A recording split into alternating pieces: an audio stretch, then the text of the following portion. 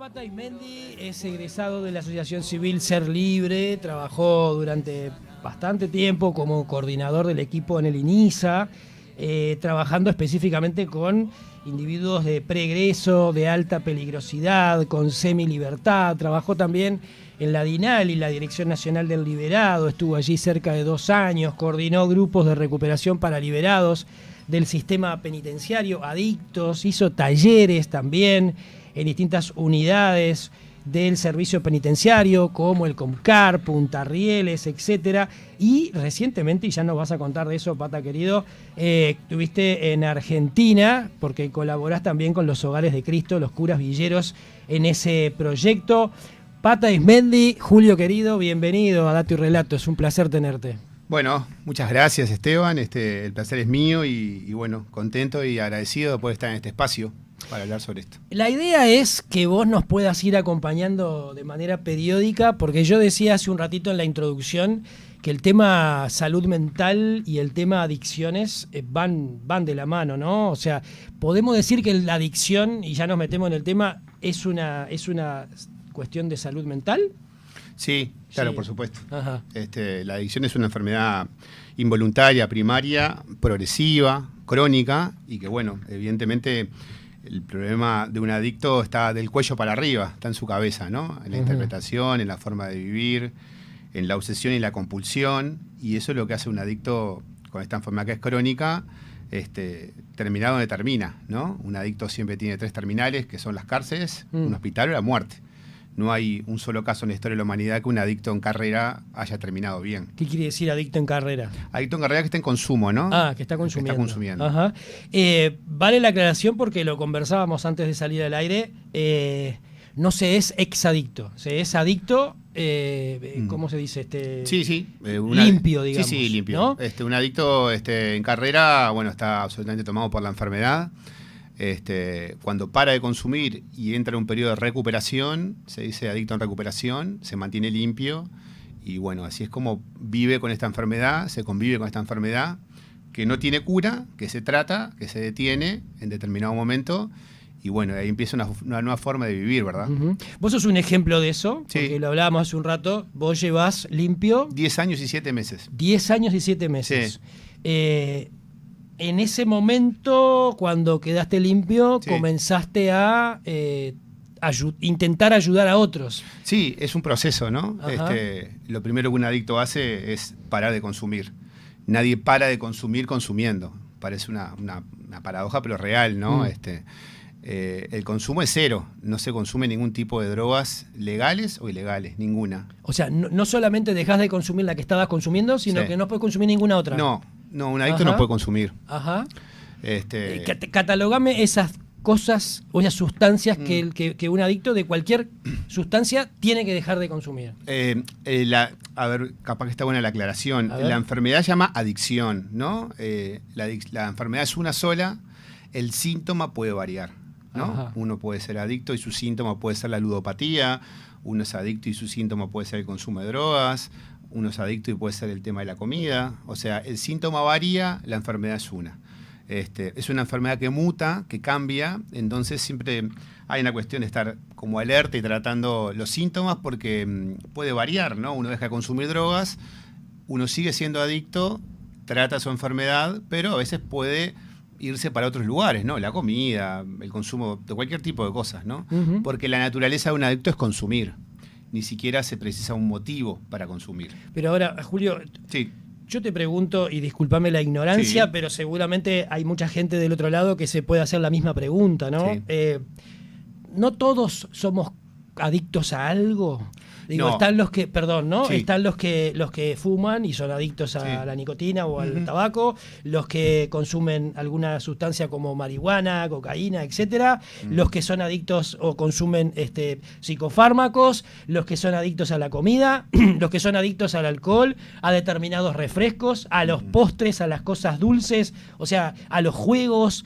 ¿No todos tenemos cierta adicción a algo? El adicto tiene varias características, ¿no? Pero una fundamental es la imperiosa necesidad de consumir, ¿no? Y no poder parar, ¿no?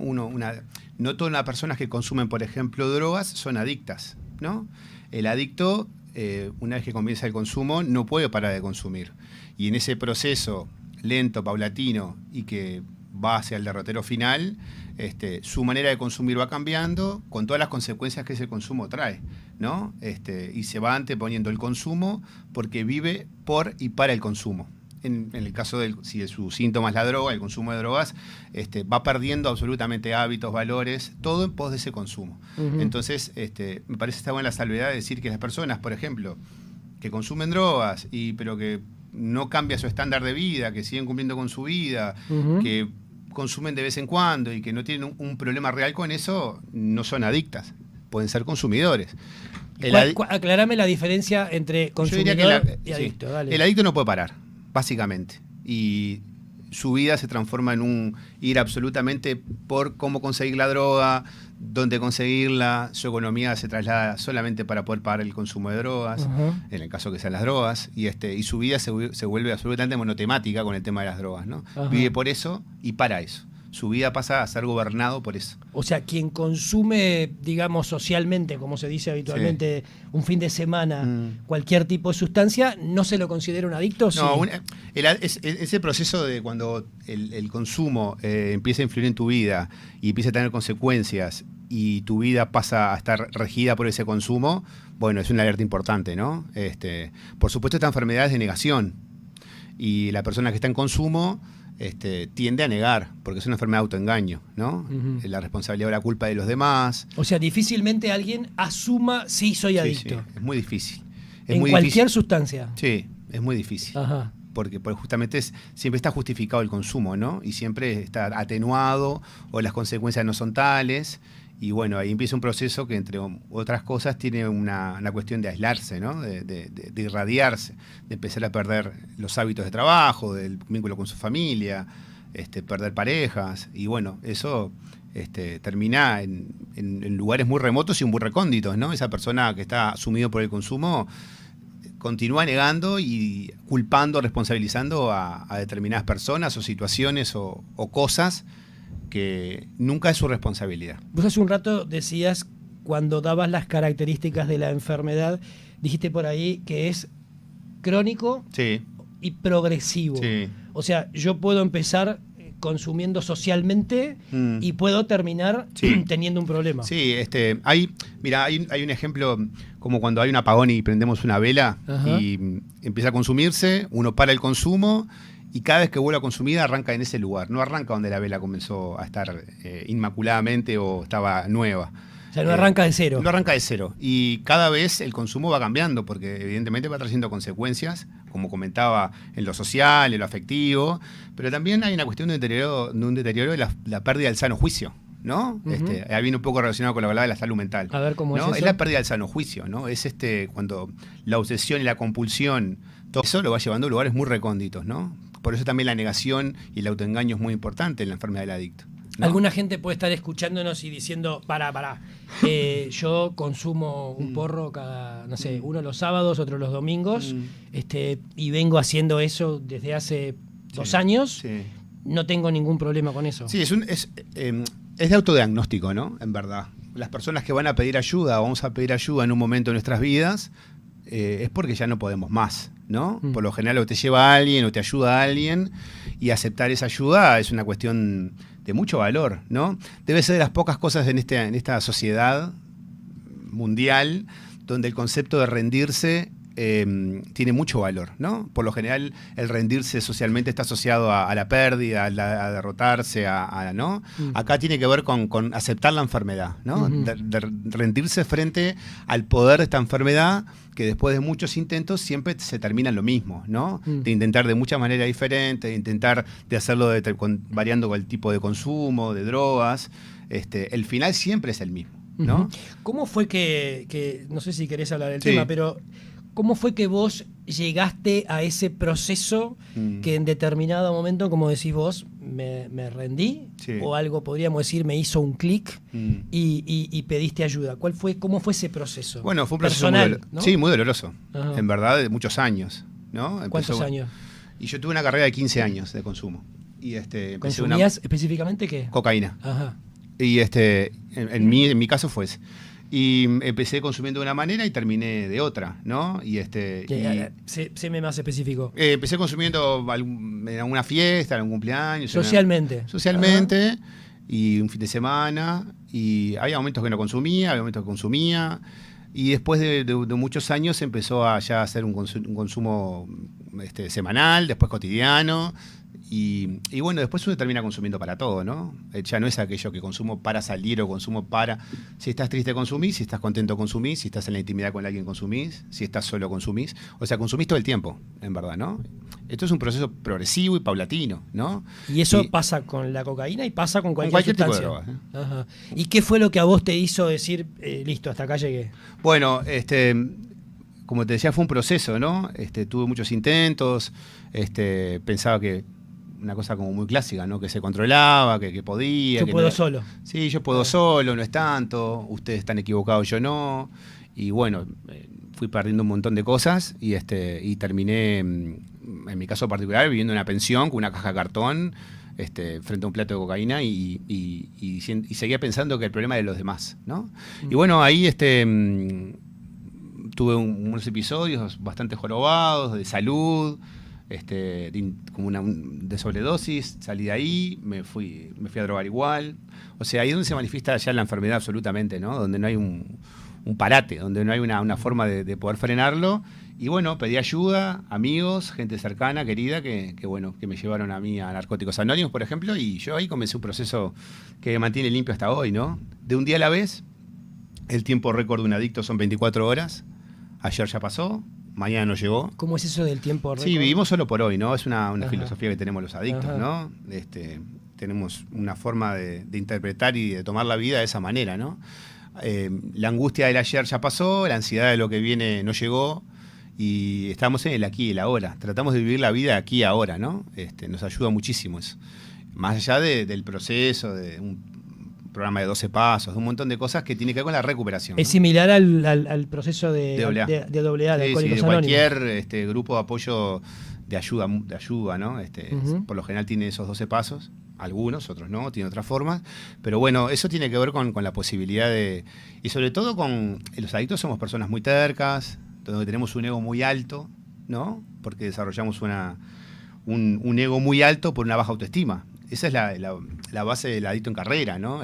Un personaje muy elevado, donde después, cuando uno para de consumir y empieza un proceso de recuperación y a lo largo de los años, se da cuenta de que eso es mentira, ¿no? De que desarrollamos como un personaje para poder manejarnos, para tapar esa baja autoestima, ¿no? Ahora, yo te preguntaba hace un ratito, ¿todos tenemos la probabilidad de convertirnos en adictos o hay determinadas personas que no? No, tiene muchos factores, ¿no? Uh-huh. Hay un componente hereditario, hay un componente genético, mínimamente, pero lo hay. Pero es como una tormenta perfecta, ¿no? Es como un caldo de cultivo, que si se dan determinadas circunstancias, la enfermedad puede desarrollarse. Yo siempre fui adicto. De niño fui un niño con características adictas. Cuando toqué el consumo de drogas, bueno, ahí la enfermedad explotó, ¿no? En mi caso, pero siempre hay familias que tienen 2 hijos y que uno hijo no toma nada y un hijo es adicto. Uh-huh, o sea, es muy personal y es particular, pero tiene que ver con esa especie de caldo de cultivo cuando se dan las condicionantes, como que explota, ¿no? Si bien hay como una generalidad de los lugares donde venimos, ¿no? Disfuncionalidad familiar, falta de cariño, desapego, bueno, un montón de cosas que se repiten, ¿no? Que ese niño herido aprende a vivir la vida tapando, ¿no? En verdad los adictos consumen para tapar el dolor, básicamente. Lo que le llamamos el dolor profundo del alma, ¿no? Tapamos ese dolor que es muy difícil. Por eso los adictos están siempre por encima de la media, ¿no? Nos cuesta vivir la vida tal como es, aceptar la vida como es. Entonces, con cualquier tipo de cosa de consumo se busca en el afuera, buscar lo que nos falta a nosotros, ¿no? Como tapar con el afuera, ¿no? Uh-huh. Ahora, no todas las adicciones son igual de problemáticas. Bueno, como te decía, hay una adicción sola. El síntoma puede variar. Ahí va, ok. Me expresé mal. A sustancia distinta, claro, ¿no? Un ludópata es adicto al juego, pierde su casa, su familia, el auto, el apartamento, y no es químico. Pero yo te cuento cómo un ludópata define cuando la pelotita está dando vuelta en la ruleta, te puedo decir que es la misma situación de una persona cuando está yendo a una boca a comprar. Claro. Entonces, ahí no es químico, pero también es mental, ¿no? O sea, ahí está puesto en otra forma de adicción donde también perdes todo, donde te aislás, donde quedás solo y donde te fundís, entre otras cosas. Porque te lleva todo la adicción al juego, ¿no? Con otras características, ¿no? Pasan por la puerta de un kiosco y ven los números de la quinela y ya están haciendo la suma mentalmente y no pueden, o sea, tiene otra forma, otras características, pero la enfermedad es la misma. Pero yo decía, socialmente es como que hay algunas adicciones más permitidas que otras, ¿no? Bueno, el alcohol es el alcohol, el tabaco, el helado, sí, ¿no? Las cosas dulces. Sí. Y hay otras que están como menos permitidas, digamos. Sí. Bueno, ha habido una experiencia, ¿no? Acá con el tema del tabaco en Uruguay, donde hubo una campaña responsable, yo creo, y que tuvo mucho éxito, ¿no?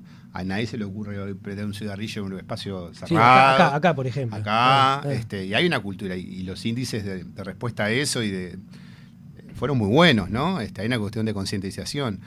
No con el alcohol, y no con otras sustancias que están...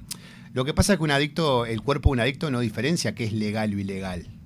¿Se entiende? Eso es una cuestión de jurisprudencia del Estado. El adicto no puede consumir nada que altere su estado, ¿no? Sigo hablando de lo mismo, no hablo solo del consumo de drogas, también es nada que pegue, ¿no? Ninguna situación que pegue, ¿no? La compulsión por las compras, o sea, cualquier cosa. Ver series 3 días sin parar. O sea, eso lo va manejando y va entendiendo cómo funciona su enfermedad, que siempre está presente, que se trata y que se detiene, ¿no? Por eso hay que estar en constante yendo a los grupos o en terapia ¿no? Es una cuestión que es como desayunar o como almorzar o como cenar, ¿no? Es como encargarte de tu enfermedad. Si yo fuera insulino dependiente, me pincharía 2 veces por día y estaría controlada. Esta enfermedad se trata con recuperación. No hay con medicación, es con recuperación. Julio, tenemos que hacer una pausa cortita. Sí. A la vuelta me gustaría que hablaras con nosotros de varios temas, ¿no? Entre otros, ¿qué opinás vos como terapeuta de adicciones y además, y quizás fundamentalmente como exadicto, de si... No, sigo siendo. Perdón, bien, mal yo. Sí, como adicto...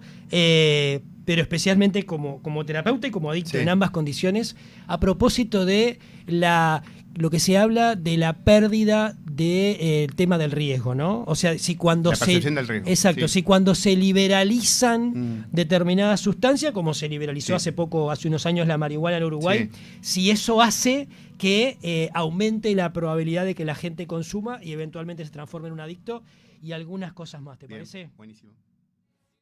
Dato y relato. Una cosa es ficción y otra, realidad.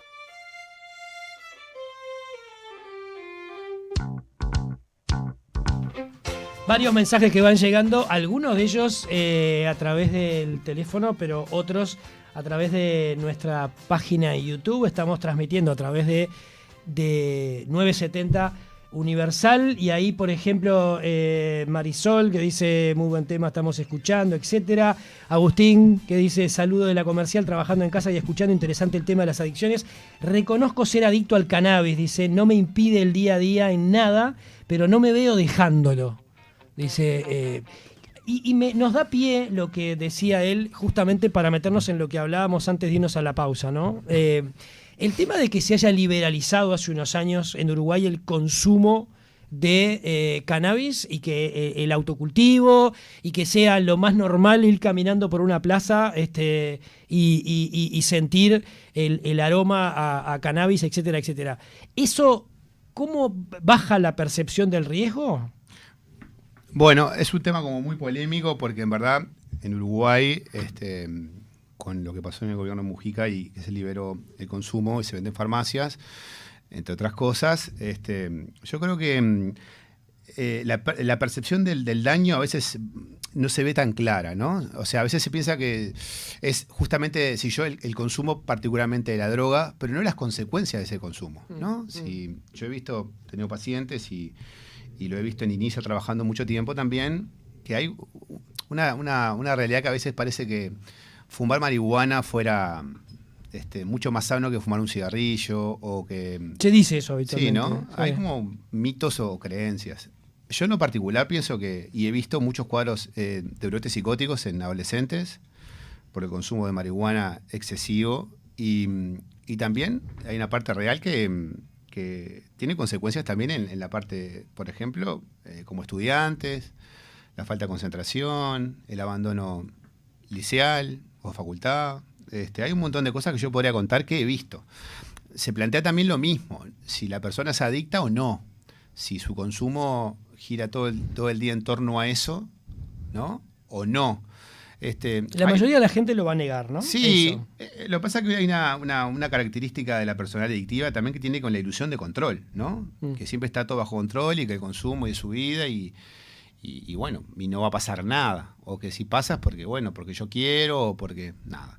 Desde épocas inmemoriales de la civilización, la persona cuando se droga busca un estado o una forma diferente al estado normal. Eso es una realidad. Por eso me parece importante hacer la aclaración y la salvedad, ¿no? Entre una persona adicta y no adicta. Por eso decía que la persona que consume y no tiene consecuencias en su cotidianidad y en su vida, bueno, allá ella, ¿no? A mí lo que me trae acá y lo que yo trabajo es con las personas adictas, ¿no? Que no hay blandas o duras, en verdad. En verdad, el adicto no puede consumir ningún tipo de drogas, porque en ese momento el cuerpo no sabe si es marihuana legal o ilegal, ¿no? Lo mismo con los psicofármacos también, y con cualquier tipo de cosas, ¿no? Uh-huh. El tema legal es una cuestión más social, de Estado, y el cuerpo lo único que quiere es consumir, ¿no? Algo que lo saque de ese estado y que lo ponga en otra sintonía. Lo que pasa es que uno presupone que si es legal es porque no pasa nada. Sí, bueno, Uruguay tiene los índices más altos de consumo de psicofármacos, por ejemplo, ¿no? Y es legal. Es legal. Y bueno, y es una realidad de hoy, ¿no? Me empastillo o adormezco, tapo un montón de cosas, ¿no? Por eso es una forma peculiar de Uruguay también esa, ¿no? Del relacionamiento con los psicofármacos y las medicaciones, ¿no? Con la famosa receta verde, ¿no? Sí, por supuesto, si está prescrita por un psiquiatra, ni hablar. Si te manda 2 cada 8, no son 8 cada 2, ¿no? Claro. Ahí la automedicación es un elemento que también se repite mucho eso, ¿no? Cuando vos hablabas hace un rato de lo bueno que hizo en determinado momento, en aquel momento el gobierno de Tabaré Vázquez, sí, cuando tomó medidas para reducir el consumo de tabaco, y ha sido muy exitoso, sí, y ha sido una de las cosas que todos los partidos le aplaudieron a aquel gobierno de Tabaré Vázquez. Pero la prohibición de hacerlo en determinados lugares fue acompañada de una campaña. Sí. ¿No? Sí, sí. En el caso actual, que tenemos liberalizado el tema del consumo de cannabis, no ha habido ninguna campaña de parte del Estado, por ejemplo, explicándole a los más chicos, básicamente, pero a todos, pero especialmente a los más chicos, de cuál es la problemática que pueden enfrentar si consumen. Sí, mira, te lo llevo para este lado. A ver. Hubieron campañas que juegan con el nombre, ¿no? Que sea consumo, cuidado, o también están las carpas de achique, ¿no? Yo creo que, y esto es muy personal, yo creo que las políticas tienen que ver desde antes, ¿no? No cuando ya está el consumo instalado y cuando se toman medidas con las consecuencias de ese consumo, ¿no? Yo creo que las políticas, a mi entender, deberían ser, y lo digo con mucha experiencia trabajando en INISA, por ejemplo, y en privación de libertad, atacando lo que pasa con esas personas, ¿no? No la consecuencia cuando ya está yendo al portal amarillo o buscando dónde internarse, yo creo que arranca mucho antes, ¿no? Después son las consecuencias, es mucho más difícil atacar las consecuencias, porque la persona ya cuando toca último fondo está devastada, es muy difícil a veces, ¿no? Exige una infraestructura y una capacidad de sostén y de acompañamiento muy importante. Ni dan las camas, ni dan los operadores, ni dan las... Nada, pasa eso, ¿no? Lo vemos en la calle constantemente, ¿no? Fumando pasta, el consumo lo vemos como zombies, y son personas que van quedando marginadas y van quedando outside de esta sociedad y que nadie se ocupa de ellas, ¿no? Entonces, y esto lo digo con conocimiento de causa, trabajando en INISA, en los celdarios, con los gurises, tratar de acompañarlos y de buscar las causas, nos lleva a un mismo lugar, ¿no? Un gran dolor, una pérdida de valores, mucho desamor, y bueno, todo se transforma en el consumo, ¿no? Ese gran dolor para tapar. Yo creo que más allá de lo que cada uno pueda pensar, respetable por supuesto, yo creo que hay algo que se tapa en el adicto todo el tiempo y ese gran dolor profundo del alma que yo hablaba, ¿viste? Que cualquier adicto lo tiene y que sabe de lo que le hablo y que bueno, que es un trabajo cotidiano, vivir la vida tal cual es, ¿no? La vida como viene, como hablamos, que estuve trabajando con los curas allá, villeros, justamente esa campaña, ¿no? De recorrer Argentina haciendo 15.000 kilómetros y yendo por todas las provincias, levantando al que nada tiene y ese eslogan, ¿no? La vida como viene y bueno, y encargándose de los que nadie se ocupa. Eso yo creo que es la política realmente hacer y a poder llevar adelante, ¿no? Por supuesto con las consecuencias con los que ya están rotos, ¿no? De alguna forma, por decirlo, pero yo creo que... Pero la prevención es importante. La prevención es muy importante. Sí, la prevención es muy importante.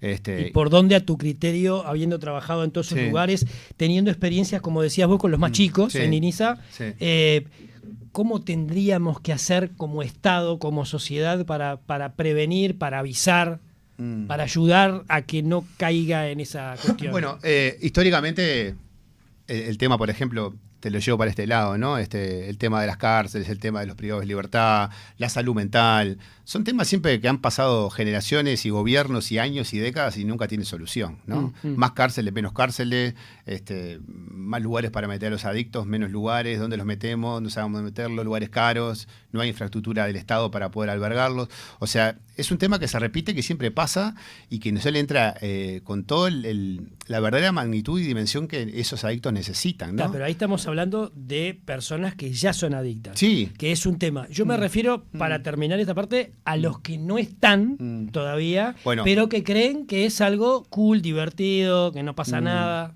Yo creo que la familia o lo que oficie de familia, los grupos humanos de amigos, las oportunidades de acompañamiento es muy importante. Hay un montón de ejemplos que pasa, yo he recorrido en los barrios, hay un montón de ONG que trabajan con eso. Siempre es como una lucha a destajo, ¿no? Porque en verdad cada vez se precipitan más los tiempos, cada vez es como más es válido o es visto de una manera sin percepción del riesgo, cada vez empiezan a consumir más temprano, ¿no? ¿Y por qué es eso? Y yo creo que esta sociedad es adicta de por sí, ¿no? Te lleva a consumir absolutamente todo, ¿no? Y para un adicto es como un empujón, ¿no? Es como un deslizarse en una pendiente, porque en verdad es como fogonear el necesitar, el querer, el precisar, el optar, el si no tenés esto, tenés que tener lo otro, y así va pasando cada vez más rápido, ¿no? Con las redes sociales, el acceso a los teléfonos móviles de los más chicos, los juegos en red, y acá viene un montón de temas que van como, ¿no? Yo creo que eso es una cosa, un camino que ya se comenzó a hacer y que está difícil de ir para atrás con eso. Pero tendríamos que tener de parte del Estado campañas de prevención de consumo. Yo creo que sí. ¿Y por dónde crees vos que deberían ir? O sea, ¿cómo se hace como sociedad y como Estado? Estoy pensando en los colegios, ¿no? En los liceos, en las escuelas. ¿Cómo debería ser el mensaje? Bueno, la concientización es muy importante, ¿no? ¿Concientización de? Que la droga mata, es real. O sea, el mensaje tiene que ser claro, no es un mensaje ambiguo. La droga mata, es un camino de muerte, de dolor, y bueno, ahí está el punto, ¿no? De cómo instrumentar y cómo hacerlo en los lugares correspondientes, ¿no? Pero en cualquier lugar hay un montón de ejemplos que sí pasa, ¿no? Yo he dado charlas en algunos asentamientos también, y básicamente es como muy primitivo, ¿no? Yo creo que todos queremos lo mismo, ser queridos, ser abrazados, que nos abracen, ser tenidos en cuenta, que nos valoren, que nos respeten. Yo creo que tiene que ver con eso, ¿no? Yo le encuentro mucha similitud, trabajando en cárceles y en privación de libertad, es siempre lo mismo. Se repiten, ¿viste? Hay un insight de esas personas, ¿no? Hay un reconocimiento, ¿no? Y hay un mismo origen, muy parecido, ¿no? El desamor, la falta de padres, de madres, de crecer en la calle, y ahí la sustitución viene, ¿no? Absolutamente, ¿no? Y siempre para tapar un gran dolor, eso sin duda. Entonces, claro, es como una cadena. ¿Cómo lo paramos? ¿Cómo frenamos eso? Bueno, por suerte se hacen un montón de cosas, se necesitan otro montón de otras cosas, ¿no? Sobre todo que sea una política de Estado, ¿no? De que se le dé la verdadera magnitud, porque después esto es una opinión muy personal, yo no creo que con más cárceles se pueda solucionar. Yo creo que está bien, el tema es, si no es un ciclo de vida, salen y entran, ¿no? No soltarles la mano, darles oportunidad y se acompañar el proceso. A mí esto que vos nombrabas en la DINALI y la Dirección Nacional Liberado, que Jaime Saavedra era el director, trabajamos 2 años, ¿no? Con liberados y en cárceles también. Y cuando salían, teníamos los talleres de recuperación, ¿no? Y yo vi milagros realmente, milagros, me los sigo encontrando todavía, ¿no? Donde no soltarle la mano, de acompañarlos, donde contar la experiencia de uno y donde hablar sobre las emociones y los que nos llevan a ese consumo. Y una vez me pasó con un liberado que nunca quería entrar, ¿viste? Es un ejemplo muy claro. Nunca quería entrar a los grupos. Lo veía, me saludaba, hola Pata, ¿cómo andás? No sé qué, pero nunca entraba, ¿viste? Y un día salí, fui al baño y me lo cruzo, ¿no? Y estaban todos los compañeros adentro. Y él me dijo, le digo, ¿por qué no entras? No me acuerdo, Juan, Pablo, no sé. Pablo, ¿por qué no entras? Que está bueno. Me dijo, Pata, yo entraría, dice, pero mirá si me llega a ir bien. Si voy y me va bien, ¿no? O sea, todo cambiado, la percepción del adicto es cambiada, ¿no? Es como... Lo malo es como bueno para nosotros muchas veces. Y eso es empezar a poner esas líneas paralelas y reordenar y aprender a vivir la vida, tiene que ver con una cuestión de un camino con acompañante, ¿no? Que te acompañen y que te muestren por dónde es. Fernando, buenas tardes, ¿cómo va? Buenas noches. Buenas noches. Perdón. Otros quehaceres me retuvieron por ahí. Pata, Sí. las personas que un día son adictos, ¿vuelven a hacerlo? Bueno, justo hablamos. Yo venía escuchando y vos decís, Sí. le corregiste a él. Sí, en verdad un adicto... Cuando él dijo ex adicto, y vos decís, no, adicto. Yo soy adicto, estoy limpio hace casi 11 años y seré adicto ¿Por qué toda mi sos vida. adicto?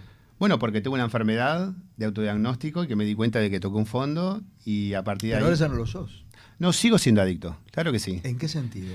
Bueno, el adicto tiene un montón de características, es como una enfermedad que está en vía latente, es como poroto de manteca que está en un bollón y vos al poroto lo pones en un germinador y crece. Sí. Bueno, yo soy el adicto la recuperación lo que te permite es empatar, ¿no? Es una enfermedad que es crónica, que sos adicto para toda la vida. ¿Te queda para siempre eso? Sí, claro. No, o sea, no consumo drogas hace casi 11 años. ¿Por eso es tan fácil recaer? Bueno, está buena la pregunta. La recaída, en cierto punto, cuando sucede, puede ser tomada como parte del proceso si sirve. Y me explico. Yo tengo pacientes que juntaron mucho tiempo y en un momento hay una reserva del adicto que, por poner un ejemplo, se muere mi madre o se muere mi padre o pierdo un hijo, entonces hay como un permiso para poder drogarme, ¿no? En verdad no hay ningún motivo para drogarse. Esa es una máxima. ¿Es ¿no? verdad eso? Sí, claro. Pero pura. Sí, porque sí. hay gente que... No hay ningún motivo. Yo, por ejemplo, cuando veo a un chico, un joven, en situación de calle, Sí. y lo veo que se droga, y yo, ¿sabés lo que digo? Y sí, tiene toda la razón del mundo para Sí, drogarse. pero viste que es una... Porque la sociedad está lo buenísimo abandonó. lo que decís. Pero mirá que me ha tocado a mí intervenir con gurises de Punta Carretas y Barrio de Carrasco, que están atrincherados un mes. Pero ahí está el problema. Es una enfermedad que atraviesa todas las clases sociales es verdad, y que la persona que está volqueteando y fumando pasta al lado de una volqueta y el que fue a Europa sí, no, está totalmente de acuerdo. Estuvo un mes encerrado tomando sí. cocaína sin poder salir, sí. La misma enfermedad. Tal cual, pero sí. eso que vos decís me parece que aplica más para los de sin estigmatizar a un barrio para esos, pero el chico que no tiene ninguna de las necesidades básicas satisfechas, como que la droga lo ayuda a evadirse. Sí, pero la falta de afecto y la falta de amor, y por qué tapa con el consumo, yo te puedo decir que se repite en los dos casos. Si pones, por una cosa general, al que este ejemplo de España en un hotel y el que está huelqueteando, es el mismo dolor. El mismo dolor. Por supuesto, ¿no? Si toma cocaína con menos corte y el otro está fumando bazoco, fumando pasta y no sé cuánto, está mucho más expuesto a las consecuencias de ese consumo, ¿no? Claro, por eso las muertes, ni hablar hoy por hoy lo que está pasando, ¿no? Que ya está instalado, Sí. Pasan en situaciones. Pero esta enfermedad lo que tiene es que iguala para todos, o sea, no hay... Cuando te drogás no te sustituye el almuerzo, la merienda, el desayuno, la cena, el sueño, el despertar. Sí, claro, tiene un montón de consecuencias. El dolor, sí, no te apaga todo eso, como que no lo necesitas más. Sí, claro, estás congelado. Ahí va. Te congela el alma. Exactamente. Las emociones, los sentimientos, no sentís. Exacto. Porque el adicto lo que no quiere es sentir, básicamente. Y el consumo lo que te produce es un congelamiento. Vivís absolutamente robotizado, ¿no? Tal cual. Por eso es un proceso de acompañamiento cuando la persona toca su fondo, que es un dato muy importante, ¿no? Uno para...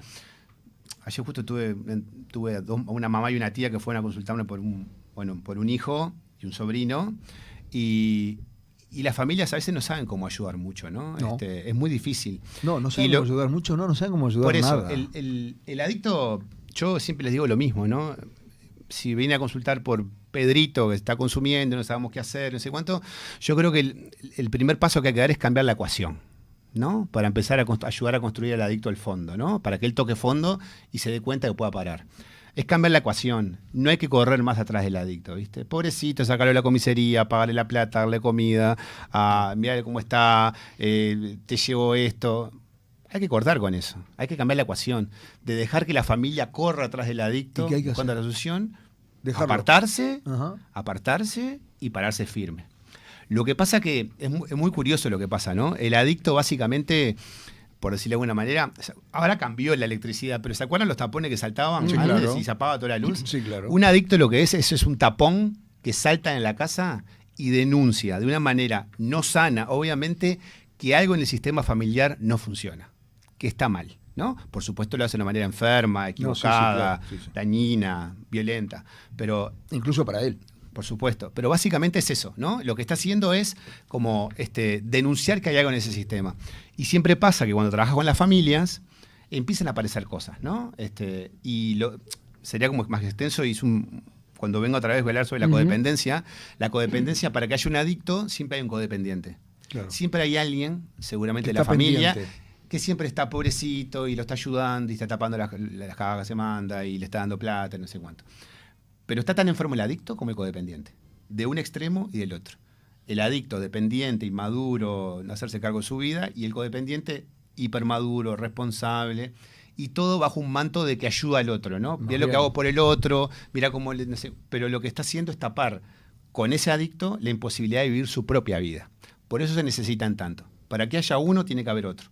¿Se entiende? Sí, por lo general, en el sistema familiar, o es la mamá, o es la abuela, o es la tía, o es la hermana, o es una pareja, ¿no? Donde, vamos a la que es, si vos vivís en pareja, llegás a las 10 de la mañana a tu casa, entrás una vez. Sí, ahora, si llegás a las 10 de la mañana todos los fines de semana y esa esposa o esa compañera, o al revés, por supuesto, ¿no? Ese compañero te abre la puerta, hay una cuestión de codependencia, ¿no? Hay una cuestión de, que será la última vez, que será la última vez. Roto siempre hay un descosido. Claro, entonces es así. Entonces, por eso va mucho más del consumo de la persona adicta y es un tema familiar. Por eso me ha pasado muchas veces, ¿no? Que, por favor, ayúdalo, ya no aguantamos más, papá.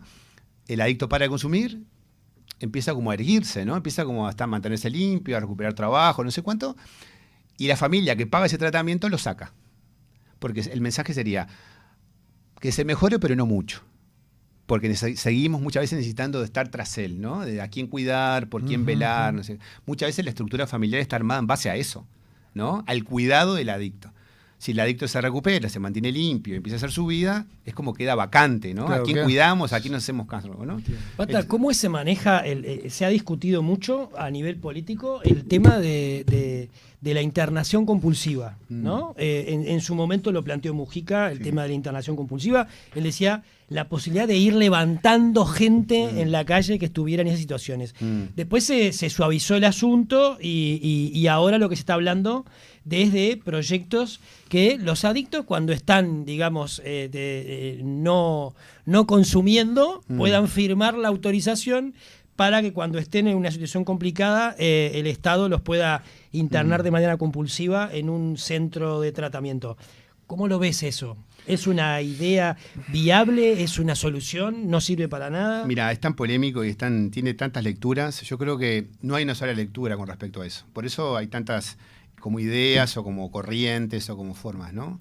Y no hay acuerdo. Por eso, porque en verdad, cosas concretas. Un adicto en pleno consumo, en plena carrera, es imposible que decida por sí solo. No, por eso se dice que firme antes. Eso es olvidante. Entonces, también es eso, ¿no? Pedirle a un adicto que firme, ¿no? Sí llego a llegar a este estado que hay cosas que a mí me suenan como bastante irreales en la práctica, ¿no? O sea, que lo que pasa es que se habló de que era ilegal andarlos levantando por la calle. Ese es el tema. Yo lo que me atrevo a decir y de mi experiencia, justamente esto que hablamos de mi experiencia en Argentina, con los curas villeros lo que hacen, de verdad, yo estuve ahora el otro fin de semana, te lo comentaba, estuve ahí en Luján con 15.000 adictos limpios, de villas, de toda la Argentina, desde Ushuaia a La Quiaca.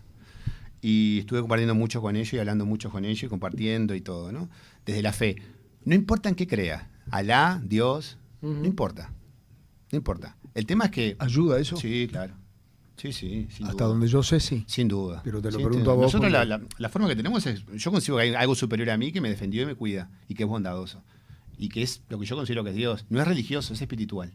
Sí, Es una diferencia. creer en algo. Si para vos es Alá, o la serpiente emplumada, o Yemayá, o lo que sea, no importa.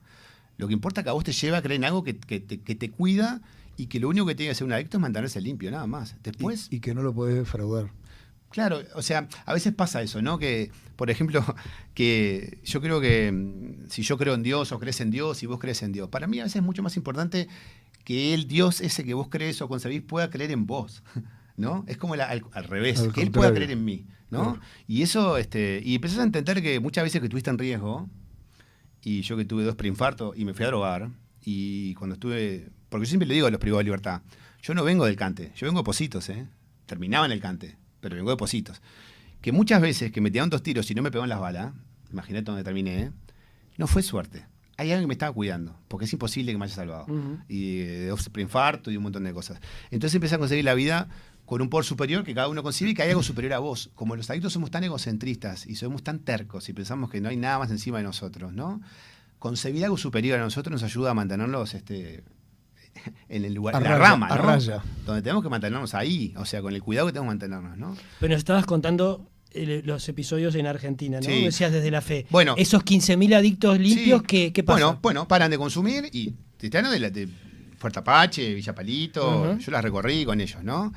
Y ahí es donde, desde la fe y desde donde los curas villeros son muy particulares también, ¿no? Que entran solo ellos en las villas.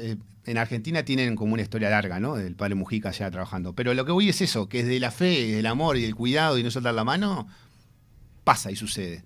Yo vine con esa hipercomprobación de vuelta, de qué pasa en esas personas, en esos adictos, siguiendo viviendo en las villas, con situaciones muy difíciles, de mucha marginación, a través de la fe y de no soltarles la mano y de cuidar y de acompañar y pasar un mensaje, porque van pasando ese mensaje a otros, sigue funcionando y paran de consumir. Algo pasa, algo es real, ¿no? Entonces, yo creo que, y lo uno un poco con lo que me hablabas con las políticas, ¿no? Y la internación y esa cuestión. Yo creo que, más allá de las políticas de Estado, que los gobiernos van cambiando, ¿no? Y cada uno tiene su visión. De hecho, la Junta Nacional de Drogas ha cambiado su política varias veces, ¿no? Según el que gobierne. Yo creo que hay una cuestión que tiene que ver con lo más primario y lo más primitivo, que es desde el amor, desde el cuidado, desde el contener, desde el abrazar al otro, y de esa persona que llega desahuciada, sin fe, al borde de la muerte, muerto en vida, todo roto, poder encontrar a alguien que le da un abrazo, que lo sostiene y que le ayuda a quererse hasta que se pueda querer por él mismo. Básicamente tiene que ver con eso. ¿Todo eso faltaba en el momento que arrancan? ¿Cómo, perdón? Todo eso que decís, ¿faltaba cuando consume por primera vez? Sí. La persona que se llega pidiendo ayuda de agua por señas y por lo general lo llevan y ya no puede más, es como una sensación de estar harto de estar harto. Harto de estar harto. O sea, ya no hay más nada, ¿no? El adicto tiene una cuestión que no es ni un viaje, ni una mujer, ni un hombre, ni plata. Ya no hay nada en este mundo que lo llene. Ya cuando comprobás eso, vivís más tranquilo, ¿no? Porque el adicto tiene esa cuestión de insatisfacción absoluta, ¿no? Probó con tanta cosa y con tantas historias y con tantas formas. ¿Es real o es un tema dentro de su cabecita? No, es real. O sea, es real para el adicto. Por eso es la forma de pensar de un adicto, la enfermedad de un adicto es del cuello para arriba. O sea, es la distorsión en el pensamiento, ¿no? Es la incapacidad de vincularse sanamente con personas, instituciones, trabajo. Sí. Lo que lo rodea. Los conceptos cambiados. Pero porque viene de un lugar cambiado, porque viene de una crianza cambiada, ¿no? Porque viene de ahí. No venimos de un repollo, venimos de un papá y una mamá.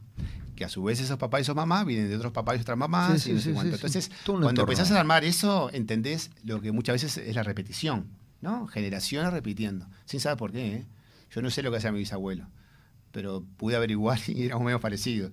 Y también averigué por otros lados. O sea, hay como un contexto que se repite, ¿no? La repetición, ¿no? Entonces, cuando estás limpio y tenés muchos años de recuperación y vivís la vida tal cual es, que es lo que queremos hacer, sobre todo para nuestros hijos, ¿no? Es pasarle un mensaje de que realmente se puede. A los tipos que fuman, no sé hasta cuándo seguir porque yo no tengo el ritmo del programa. No, yo tengo una pregunta que llegó de un oyente. Déjame hacerle esta. Dale. Cuando uno es fumador sí. común y deja un laburo para dejar y deja. De las más difíciles de dejar ese cigarrillo. Bueno, y deja. Y un buen día alguien le dice, toma, un cigarro no me hace nada. Pumba. pumba. Y después 2, y después 3, y después 4, y después 5. ¿Cómo se hace para no recaer en la droga, que es mucho más compleja la cosa? Claro. No es el cigarro. Está bueno, viste que el cigarro tiene mucho con lo ritual, ¿no? Fumar un cigarro, tiene que fumar, me tomo un café y me fumo un cigarro, voy al baño cigarro, un cigarro, whisky, cigarro, lo que sea, está asociado, ¿no? Después de. Claro, y por eso hay una máxima que es no a la primera nada que pegue. Si no hay primera, no hay segunda, no hay 20 paquetes, no hay. Ajá. Sí, para todo es así. Si yo he visto gente conocida que entró a un shopping y se trajo 4 laptops, se compró 4 laptops. O sea, es la obsesión y la compulsión, ¿no? Es el pensamiento y después la compulsión. O sea, no te para nadie ya para después de eso. Creyendo que en eso que vas a buscar, lo que sea, juego, timba, droga, prostitución, lo que sea, vas a encontrar algo que a vos internamente te dé calma o te dé paso, que no es así. Mentira. Es mentira. Esa es la falsa. O sea, es asignarle, por ejemplo, a la sustancia, a la bolsa, por ejemplo, el poder. Y no lo tiene, porque lo tiene uno, no la bolsa. Bueno, pero el mecanismo funciona así. Claro, pero uno cree que tiene el poder de decir, dame que no pasa nada. Dame un cigarro que estoy nervioso porque no sé cuánto. Sí, pero ya dejé, pero no voy a caer de nuevo. Y chau, marchate ahí. Por acá alguien dice, si algo hablamos, pero por acá alguien dice, el vender la droga en farmacias del barrio no acercó la droga al consumidor. Las estadísticas dicen que hubo un aumento del consumo de marihuana, específicamente en el caso cuando eso pasó. Yo lo que tengo para decir respecto a eso es que, y que me toca verlo a menudo, es que los casos de brote psicótico, de abandono liceal, escolar, de facultad, los cuadros de dispersión, o sea, hay un daño que está pasando. Por supuesto, la que se vende en farmacia, el THC es muy bajo, ¿no? Sí, ahora subió y aumentó el consumo. O sea, cuando se subió el THC, lo que se hizo fue se disparó el consumo, ¿no? Aumentó la venta. Sí, yo lo que tengo para decir con respecto a eso, y que trabajo con adictos, es que todo lo que acerque y todo lo que tiene que ver con ese entorno, ¿no? El entorno cercano para el adicto, ¿no? Es como que un ludópata vivía enfrente de un casino, yo qué sé, no está bueno. Claro. Para mí, pensando en los adictos, no pensando en los otros que consumen y no son adictos y pueden fumar lo que quieran. Bueno, en su momento, perdón, ya que mencionaba la ludopatía, se discutió muchísimo el hecho de que hubiera cajeros automáticos adentro de los casinos. Porque era como que le estabas dando la facilidad. Acá entre nosotros, ¿no? que nadie no se escuche, es a propósito. Y obviamente. Es a propósito. O las publicidades de los juegos en línea, que abajo te dicen, si presentas... seguro. Sí, pero a ver, por algo los casinos no tienen ventanas. Seguro. ¿No? ¿Qué es peor, el cigarro o la marihuana? ¿O algún tipo de cigarro y algún tipo de marihuana? El cigarro... ¿O es más o lo mismo?